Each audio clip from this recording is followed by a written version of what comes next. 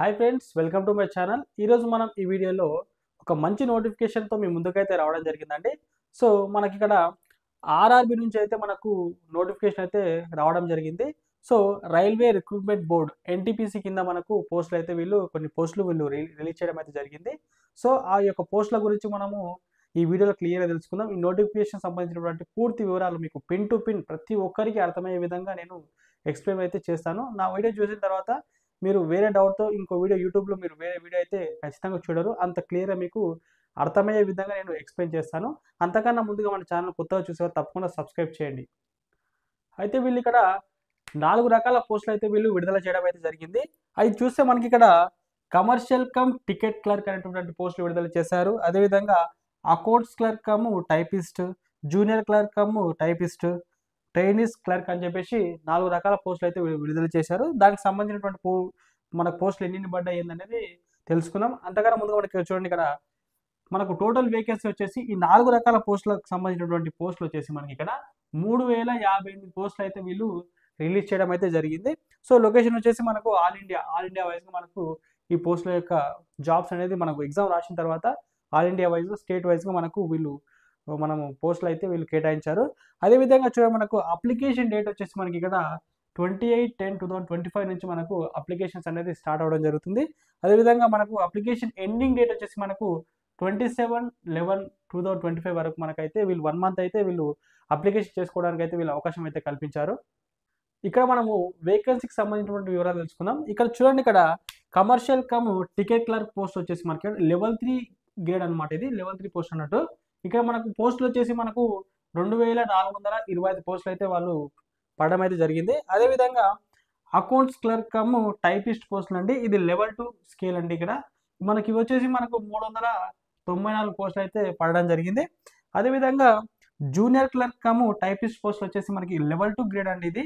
ఇది మనకు 163 పోస్టులు అయితే పడడం జరిగింది. అదేవిధంగా ట్రైనీస్ క్లర్క్ అండి, ఇది మనకు వచ్చేసి లెవెల్ 2 స్కేల్ అయితే ఉండడం జరుగుతుంది. ఇక్కడ మనకు 77 పోస్టులు అయితే పడడం జరిగింది. సో ఇవన్నీ మొత్తం కలుపుకొని ఓవరాల్గా మనకు 3058 పోస్టులు అయితే మనకు రిలీజ్ చేయడం అయితే జరిగింది. అలాగే ఇక్కడ చూడండి, మనకి ఇక్కడ క్వాలిఫికేషన్ సంబంధించినటువంటి వివరాలు చూస్తే ఇక్కడ must and should 12th pass, intermediate pass అయితే ఉండాలి. అయితే చూడండి, ఇక్కడ అది కూడా 27 నవంబర్ 2025 వరకు మనకు రిజల్ట్ వచ్చి మనకు పాస్ అయితే ఉండాలి. మనకు రిజల్ట్ కోసం వెయిటింగ్ ఉండి మనకి ఇంకా సస్పెన్షన్లో ఉంటే మనకు ఈ డేట్ లోపు మనకు రిజల్ట్ వచ్చి ఉండాలి. మనకు ఈ డేట్ లోపు మనకు 27/11/2025 వరకు మనకు రిజల్ట్ రాకుండా వెయిటింగ్లో ఉంటే ఈ ఉద్యోగం అప్లై చేసుకోవడానికి అయితే ఎలిజిబిలిటీ అయితే లేదు. అదేవిధంగా చూడండి, ఇక్కడ 12th పాస్ అయ్యి మనకు ఓవరాల్గా 50% మార్క్స్తో పాస్ అయి ఉంటేనే ఈ యొక్క నోటిఫికేషన్కు మనము ఎలిజిబిలిటీ అనేది ఉంటుంది అప్లై చేసుకోవడానికి. అదేవిధంగా ఇక్కడ ఒక రిక్వైర్మెంట్ ఏంటంటే, ఇక్కడ చూడండి, ఎస్సీ ఎస్టీ ఫిజికల్లీ హ్యాండిక్యాప్డ్ వారికి అయితే 50% మార్క్స్ అయితే రావాల్సినటువంటి అవసరం అయితే లేదు. 12th పాస్ అయి ఉంటే వాళ్ళు ఈ ఎగ్జామ్ అప్లై చేసుకోవడానికి అర్హత ఉంటుంది. అదేవిధంగా చూడండి, ఇక్కడ మనకు 2 పోస్టులు వచ్చేసి అందులో టైపిస్ట్ పోస్టులు ఉన్నాయి. చూడండి, గమనించారా స్టార్టింగ్లో? ఆ టైపిస్ట్ పోస్టులకు వచ్చేసి వీళ్ళు ఏం చేశారంటే, ఇక్కడ టైపింగ్ స్కిల్స్ అనేది ఉండాలని చెప్పేసి వీళ్ళు ఇక్కడ నోటిఫికేషన్లో మెన్షన్ చేయడం జరిగింది. అది కూడా ఇంగ్లీషు అండ్ హిందీ, ఇంగ్లీష్ లేదా హిందీలో వాళ్ళు టైప్ చేసేటటువంటి స్కిల్ అయితే వాళ్ళలో ఉండాలని చెప్పేసి వాళ్ళు ఈ మెన్షన్ చేయడం అయితే జరిగింది. అదేవిధంగా ఇక్కడ ఏజ్ లిమిట్కి సంబంధించినటువంటి వివరాలు తెలుసుకుంటే, ఇక్కడ చూడండి, మనకి ఇక్కడ 12th పాస్ అయి ఉండి ఆ 12th మనకు 18 మినిమం 18 సంవత్సరాల నుంచి 30 సంవత్సరాల వరకు అయితే ఈ యొక్క నోటిఫికేషన్ అప్లై చేసుకోవడానికి అవకాశం ఉంది. అదేవిధంగా వీళ్ళు ఏజ్ రిలాక్సేషన్ అయితే వీళ్ళు ఇవ్వడం జరిగింది. చూడండి, ఇక్కడ నాన్ క్రిమిలేయర్ ఓబీసీ వారికి వచ్చేసి 3 years అయితే వీళ్ళు ఏజ్ రిలాక్సేషన్ అయితే ఇవ్వడం జరిగింది. అంటే చూడండి, ఇక్కడ 30 సంవత్సరాలు మళ్ళీ ఏజ్ రిలాక్సేషన్ 3 years ఇచ్చారు కాబట్టి ఇక్కడ మొత్తం వీళ్ళు 33 సంవత్సరాల వరకు అప్లై చేసుకోవడానికి అయితే వీళ్ళు అవకాశం అయితే ఉంటుంది నాన్ క్రిమిలేయర్ ఓబీసీ వారికి. అదేవిధంగా ఎస్సీ ఎస్టీ వారికి 5 years అయితే వీళ్ళు ఎక్స్టెండ్ అయితే చేయడం జరిగింది. 5 years ఏజ్ రిలాక్సేషన్ అయితే ఇవ్వడం జరిగింది. ఇక్కడ చూడండి, ఇక్కడ 5 years యాడ్ చేసి 35 years వరకు అయితే వీళ్ళు ఈ యొక్క ఉద్యోగాన్ని అప్లై చేసుకోవచ్చు. అదేవిధంగా చూడండి, ఇక్కడ ఫిజికల్ హ్యాండిక్యాప్లో ఎస్సీ ఎస్టీ అందులో ఫిజికల్ హ్యాండిక్యాప్లోనే ఎస్సీ ఎస్టీ వారికి అయితే ఇక్కడ 15 సంవత్సరాలు అయితే ఏజ్ రిలాక్సేషన్ అయితే వీళ్ళు ఇవ్వడం జరిగింది. మొత్తంగా వీళ్ళు 45 years వరకు అయితే వీళ్ళు ఈ యొక్క జాబ్కి అయితే అప్లై చేసుకోవడానికి అవకాశం ఉంది. అదేవిధంగా ఫిజికల్ హ్యాండిక్యాప్డ్లోనే మనకి ఇక్కడ ఓబీసీ నాన్ క్రిమిలియర్ వాళ్ళు 15 సంవత్సరాల వరకు అయితే అప్లై చేసుకోవడానికి అయితే అవకాశం ఇచ్చారు. వీళ్ళు కూడా 45 ఇయర్స్ వరకు అయితే వీళ్ళు ఈ యొక్క నోటిఫికేషన్ అప్లై చేసుకోవచ్చు.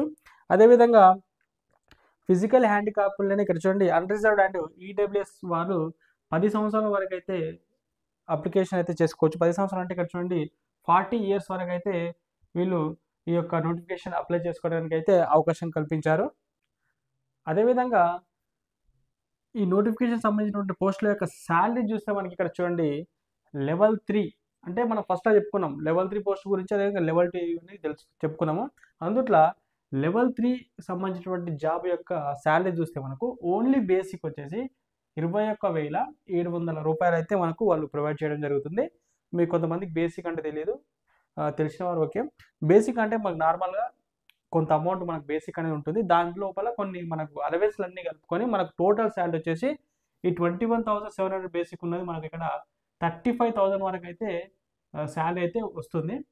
అదేవిధంగా లెవెల్ 2 900 రూపీస్ అయితే వీళ్ళు లెవెల్ 2 స్కేల్ కింద మనకు ఇంత బేసిక్ అయితే ఇవ్వడం జరుగుతుంది. ఓన్లీ బేసిక్ మనకు టోటల్ శాలరీ వచ్చేసి మనకి ఇక్కడ 27,000 వరకు అయితే శాలరీ అయితే వస్తుంది. సో అదేవిధంగా చూడండి ఇక్కడ దీని యొక్క సెలక్షన్ ప్రాసెస్ ఏ విధంగా ఉంటుందని చెప్పేసి మనం తెలుసుకుందాం. సెలక్షన్ ప్రాసెస్ వచ్చేసి ఇక్కడ మొత్తము 4 స్టేజ్లు అయితే ఉండడం జరుగుతుంది. ఫస్ట్ మనకు సిబిటి అంటే మన కంప్యూటర్ బేస్డ్ ఎగ్జామినేషన్ ఉంటుంది. మనం కంప్యూటర్లో ఆన్లైన్ ఎగ్జామ్ ఉంటుంది, కండక్ట్ చేస్తారు. దాంట్లో మనకు పాస్ కావాలి. అదేవిధంగా సెకండ్ స్టేజ్ వచ్చేసి సెకండ్ స్టేజ్లో కూడా ఇంకో ఎగ్జామ్ అయితే వీళ్ళు పెట్టడం జరుగుతుంది. అదేవిధంగా థర్డ్ వచ్చేసి మనకు టైపింగ్ స్కిల్స్. ఈ టైపింగ్ స్కిల్స్ వచ్చేసి ఓన్లీ మనకు ఇక్కడ టైపిస్ట్కి సంబంధించినటువంటి పోస్టులు 2 పోస్టులు అయితే పడ్డాయి కదండి, దానికి సంబంధించి మాత్రమే ఈ టైపింగ్ స్కిల్స్ టెస్ట్ అనేది ఉంటుంది. మిగతా 2 ఎగ్జామ్లకు అయితే ఈ టెస్ట్ అయితే ఉండదు, అది గమనించాలి ఇక్కడ. అదేవిధంగా చూడండి ఇక్కడ లాస్ట్ వచ్చేసి మనకి ఇక్కడ డాక్యుమెంట్ వెరిఫికేషన్ అనేది ఉంటుంది. అదేవిధంగా మెడికల్ ఎగ్జామినేషన్ అని చెప్పేసి అది కూడా ఉండడం జరుగుతుంది. సో ఈ 4 స్టేజీలు దాటితే మనకి ఎగ్జామ్ మనకు ఉద్యోగం అనేది కన్ఫర్మ్ కావడం అయితే జరుగుతుంది. ఇప్పుడు ఆ 4 స్టేజ్ల గురించి పూర్తిగా తెలుసుకుందాం. ఇక్కడ చూడండి ఫస్ట్ స్టేజ్ వచ్చేసి మనకి ఇక్కడ సిబిటి కంప్యూటర్ బేస్డ్ టెస్ట్ అని చెప్పుకున్నాం కదండి. ఇక్కడ మనకు వాళ్ళు 100 క్వశ్చన్లు అయితే వాళ్ళు ప్రొవైడ్ చేయడం జరుగుతుంది. ఎగ్జామినేషన్లో 90 నిమిషాల్లో మనం ఎగ్జామ్ అయితే పూర్తి చేయాలి. అదేవిధంగా నెగిటివ్ మార్కింగ్ అనేది ఉందండి. 3 క్వశ్చన్లు తప్పు చేస్తే 1 మార్క్ అనేది కట్టుకోవడం అనేది జరుగుతుంది. అదేవిధంగా సెకండ్ స్టేజ్ చూడండి ఇక్కడ సెకండ్ స్టేజ్ వచ్చేసి మనకి ఇక్కడ ఇంకో ఎగ్జామ్ అయితే ప్రొవైడ్ చేయడం జరుగుతుంది ఆన్లైన్లో, కంప్యూటర్ బేస్డ్ టెస్ట్. ఇక్కడ 120 క్వశ్చన్స్ అయితే వాళ్ళు ఇవ్వడం జరుగుతుంది. అది కూడా 90 మినిట్స్లో కంప్లీట్ చేసుకోవాలి. అది కూడా నెగిటివ్ మార్కింగ్ ఉందండి. దీనికి కూడా 3 క్వశ్చన్లు తప్పు చేస్తే 1 మార్క్ అనేది మైనస్ కావడం అయితే జరుగుతుంది. అయితే మూడోది వచ్చేసి మనకు టైపింగ్ టెస్ట్. మనం చెప్పాము టైపింగ్కి సంబంధించిన పోస్టులకు మాత్రమే ఈ టైపింగ్ థర్డ్ స్టేజ్ అనేది ఉంటుంది, మిగతా వాటికి ఉండదు. సో ఇక్కడ చూడండి టైపింగ్ టెస్ట్ వచ్చేసి ఇక్కడ మనకు 30 వర్డ్స్ పర్ మినిట్ అంటే 1 నిమిషంలో 30 వర్డ్స్ అనేది టైప్ చేయాలి, అది కూడా ఇంగ్లీష్ లాంగ్వేజ్లో. అదేవిధంగా 25 వర్డ్స్ పర్ మినిట్ అంటే నిమిషానికి 25 వర్డ్స్ హిందీలో టైప్ చేయాలి, అది కూడా మనకు కంప్యూటర్లో ఉంటుందని టెస్ట్, కంప్యూటర్లో మనము టైప్ చేయాల్సి ఉంటుంది.